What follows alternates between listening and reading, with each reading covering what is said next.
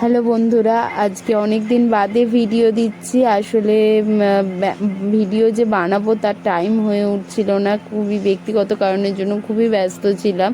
তো আজকে অনেক দিন বাদে, অনেক দিন ধরে ভাবছিলাম করব বানানো হচ্ছিল না 15ই আগস্টের ভিডিওটা। হ্যালো বন্ধুরা, তো আজকে 15ই আগস্ট আর আমরা সকালে পতাকা উত্তোলন করেছি। তো এবার আমরা একটু ডায়মন্ড হারবার যাব। আজকে পুরো দিনটা তোমাদের সাথে শেয়ার করব। তো অনেক দিন ধরে প্ল্যান হচ্ছিল ডায়মন্ড হারবার যাওয়ার, তো আজকে শেষ পর্যন্ত ঠিক হলো। আসলে দুজনকারই টাইম হচ্ছিল না, তো আজকে যেহেতু 15ই আগস্ট ছুটি আছে ওই জন্য যাচ্ছি। আমি রেডি হয়ে গিয়েছি আর অর্ঘ্য বেরোচ্ছে। আমরা দুজনে প্রথমে কল্যাণপুর থেকে আমরা ডায়মন্ড হারবারের ট্রেন ধরবো। তো এখন আমরা কল্যাণপুর স্টেশনে যাব। ট্রেনে উঠে পড়েছি, আমরা ডায়মন্ড হারবার লোকাল ধরেছি কল্যাণপুর থেকে।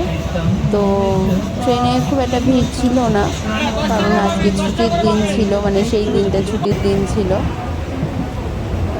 আর ওয়েদারও খুব সুন্দর ছিল, তখন বৃষ্টি হচ্ছিল।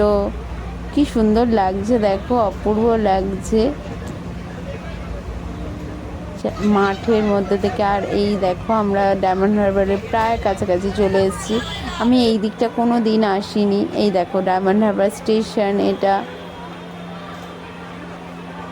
আমি ডায়মন্ড হারবার স্টেশনে কোনো দিন আসিনি, তো এই প্রথম এলাম। আমরা চলে এসেছি ডায়মন্ড হারবার। তো ডায়মন্ড হারবার হলো দক্ষিণ চব্বিশ পরগনার একটি শহর আর একটি পৌরসভা, তোমরা সবাই জানো। আর এটা হলো হুগলি নদীর একদম মোহনার কাছে অবস্থিত এবং পূর্ব তীরে অবস্থিত, হুগলি নদীর পূর্ব তীরে। তো এখানে দেখো কত মাছ, এটা যেহেতু মোহনা, তো সেই কত ইলিশ মাছ, কত রকমের মাছ ছিল।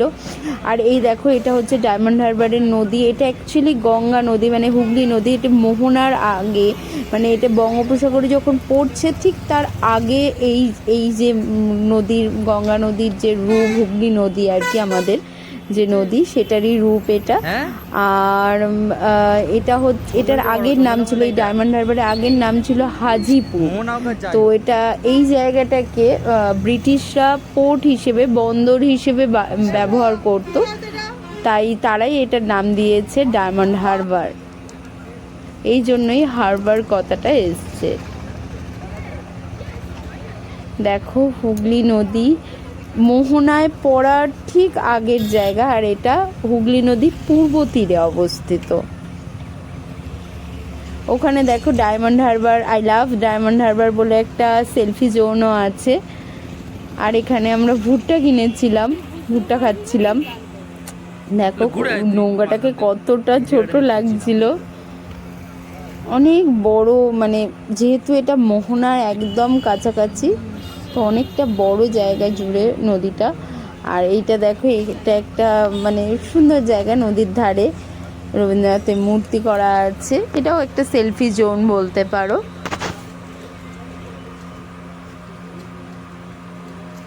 15ই আগস্ট তাই প্রচুর ভিড়ও ছিল, প্রচুর না হলেও মোটামুটি ভিড় ছিল।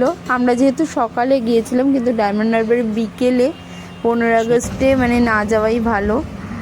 আর এবার আমরা গিয়েছিলাম হেঁটে হেঁটে, কারণ পুরো নদীর ধার ধরে দেখবো বলে একদম। আর এখন আমরা ফিরছি স্টেশনে আর কি, টোটো ধরে। এখানে টোটো ভাড়া তোমরা ওই 10-20 টাকার মধ্যেই পেয়ে যাবে। আমরা ট্রেনে উঠে পড়েছি, এবার ফেরার পালা। চলো টাটা, আর পরের ভিডিও খুব তাড়াতাড়ি আসবে।